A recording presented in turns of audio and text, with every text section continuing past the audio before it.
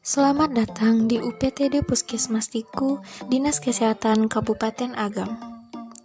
Visi UPTD Puskesmas Tiku adalah terwujudnya Puskesmas Tiku sebagai sentral pelayanan kesehatan masyarakat yang berkualitas dan profesional. Misi UPTD Puskesmas Tiku yang pertama, melakukan pelayanan kesehatan dasar sesuai standar. Yang kedua, meningkatkan kinerja petugas dalam pelayanan kesehatan. Yang ketiga, meningkatkan disiplin petugas dalam pelayanan kesehatan. 4. Mendorong masyarakat untuk hidup bersih dan sehat. Dan yang kelima, menciptakan masyarakat yang berwawasan kesehatan. Saya Ida Yufrina, Sanitarian UPTD Puskesmas Tiku, akan menjelaskan alur pengelolaan limbah medis padat di UPTD Puskesmas Tiku. Pusat Kesehatan Masyarakat merupakan salah satu unit pelayanan kesehatan yang dalam kegiatannya menghasilkan limbah medis maupun non-medis. Limbah medis di puskesmas biasanya dihasilkan dari kegiatan yang berasal dari ruangan perawatan atau bagi puskesmas rawat inap, poliklinik umum, poliklinik gigi, poliklinik ibu dan anak atau KIA, laboratorium, dan apotek. Berbagai jenis sampah atau limbah yang dihasilkan oleh puskesmas sangat berpotensi untuk menyebabkan gangguan dalam kehidupan dan kesehatan manusia serta lingkungannya.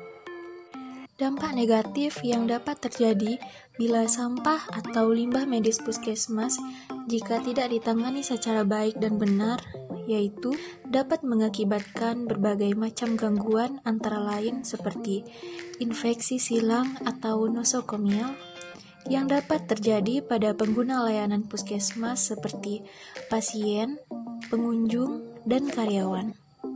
Limbah medis biasanya mengandung patogen penyebab infeksi, yakni virus dan bakteri.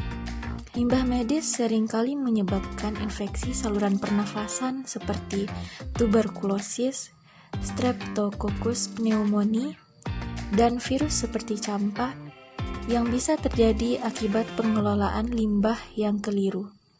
Selain itu, limbah medis juga meningkatkan risiko hepatitis hingga HIV/AIDS yang bisa menular melalui barang yang terkontaminasi darah atau cairan tubuh.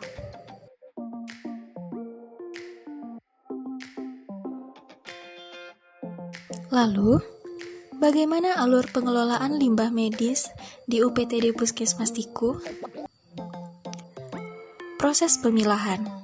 Proses pemilahan sampah atau limbah medis dilakukan ke dalam beberapa kategori, di antaranya limbah medis infeksius. Yang termasuk ke dalam limbah medis infeksius, di antaranya ialah perban, masker, handscoon, bahan atau perlengkapan yang bersentuhan dengan penyakit menular atau media lainnya yang diperkirakan tercemari oleh penyakit pasien. Yang kedua, limbah patologis. Yang termasuk ke dalam limbah patologis adalah jaringan organ bagian tubuh, plasenta, darah, dan cairan tubuh lainnya. Yang ketiga, limbah benda tajam. Di antaranya ialah jarum suntik, syringe, gunting, pisau, kaca pecah, dan benda lainnya yang dapat menyebabkan luka dan infeksi. Yang keempat, limbah farmasi. Yang termasuk ke dalam limbah farmasi diantaranya seperti obat, vaksin, serum yang sudah kadaluarsa, tumpahan obat, dan limbah yang dihasilkan dari instalasi farmasi lainnya. Yang kelima, limbah sitotoksik.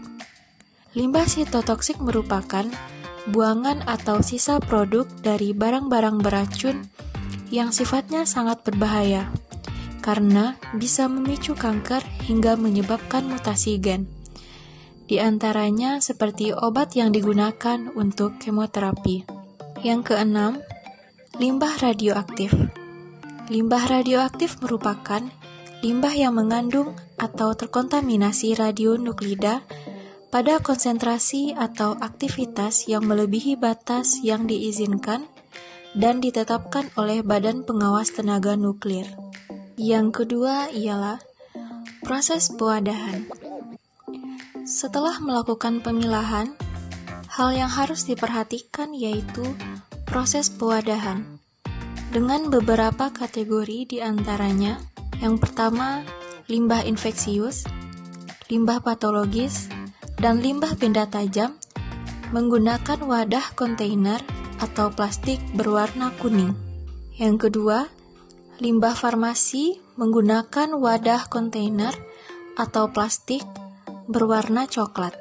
Ketiga, limbah sitotoksik menggunakan kontainer atau plastik berwarna ungu. Dan yang terakhir, limbah radioaktif menggunakan kontainer atau plastik berwarna merah. Alur pengelolaan limbah medis padat yang ketiga ialah penyimpanan sementara. Tempat penyimpanan sementara limbah medis padat berupa ruangan pendingin atau lemari pendingin, juga disebut dengan cold storage atau freezer, dengan suhu di bawah 0 derajat Celcius. Selanjutnya, alur pengelolaan limbah medis padat yang terakhir adalah proses pengangkutan.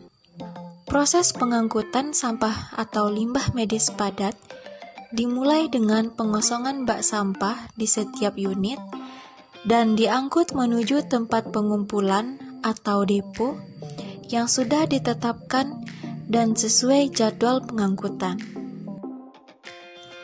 Mari kita cegah penularan penyakit dengan melakukan pengelolaan limbah medis yang baik dan benar. Terima kasih, dan semoga bermanfaat.